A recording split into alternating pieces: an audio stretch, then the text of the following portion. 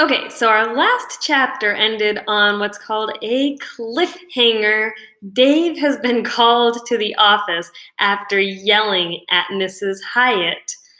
Time to see if he really is, as the kids were thinking last time, dead. Chapter 19, Apologies. There were 227 green tile squares on the hallway floor between the cafeteria and the school office. Dave counted each one to keep from thinking about what was going to happen next. But he thought about it anyway. Mrs. Chaplin pointed at the principal's door. Go right in. Dave knocked.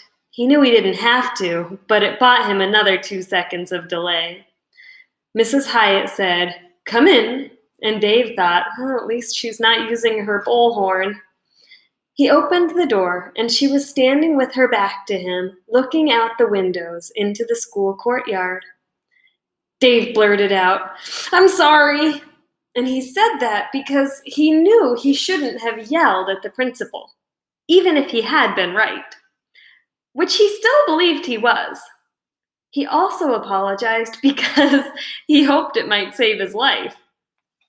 Here he is, pushing the door open to the principal's office. Mrs. Hyatt turned around, and Dave was shocked to see the look on her face, because she wasn't mad. She almost looked like she'd been crying, and her nose was pink. She shook her head. That's why I sent for you, so I could say that. I'm the one who got angry, and I yelled first, and I set a terrible example. So I hope you'll forgive me. Dave couldn't remember the last time a grown-up had apologized to him. And to have the principal saying she was sorry, well, he could barely manage a nod at her. She nodded back and then paused and said, So, what are we going to do about this situation? Not sure, Dave said. She frowned. Please, you can talk freely in here. None of your friends can hear us. Dave shook his head. Honor system. Mrs. Hyatt's eyebrows went up. Oh, of course. Very admirable. Well, maybe you can answer some questions for me just to get started. Dave said, Sure. First of all, how did all this get going? Who started it? Dave smiled. Mahatma Gandhi. Pardon me, Mrs. Hyatt said. Dave said, He stopped talking. The principal said, And someone wanted to try that here at school, right? Dave nodded and pointed at himself. All my fault. I see, she said. How did you learn about Gandhi? He said, Social studies report. And why did he stop talking? Dave shrugged. To think more. But you're not keeping silent. Not totally. Why? Dave thought a moment and then said, Respect for school. Which he knew was going to make him sound like a goody-goody, but it was true. He and his friends weren't trying to shut down the school. Not at all. Mrs. Hyatt nodded slowly and said, Oh.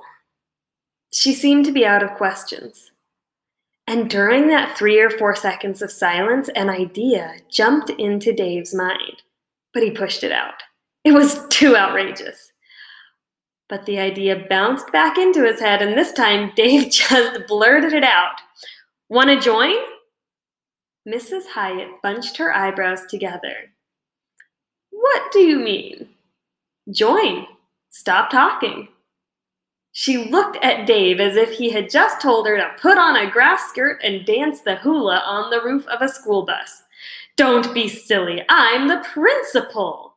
Do you have any idea how many people I have to speak to every single day? Dave pointed at a notepad on her desk. May I?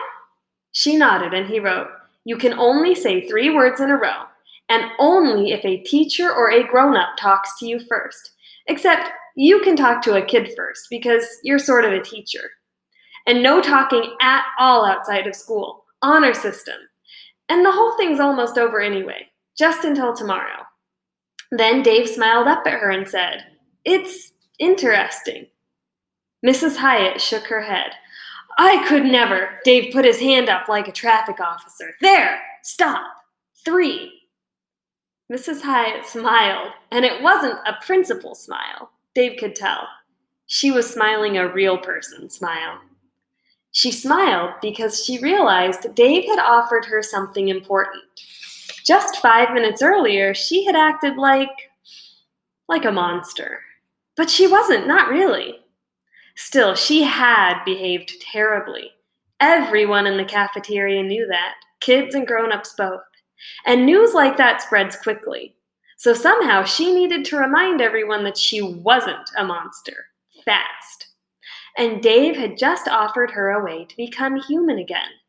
Because it's a well-known fact that monsters do not have a sense of humor.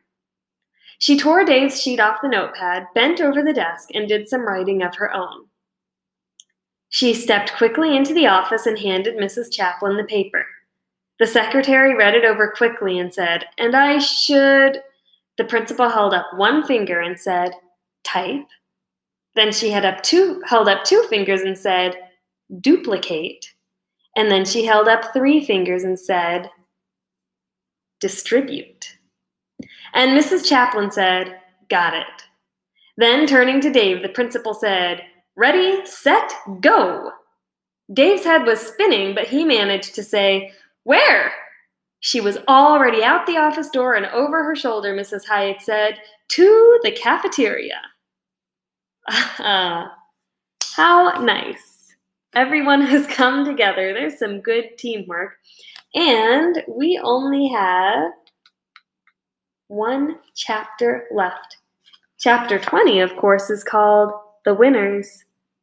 Time to find out who has won this competition, but not till tomorrow. Enjoy your afternoons, everyone.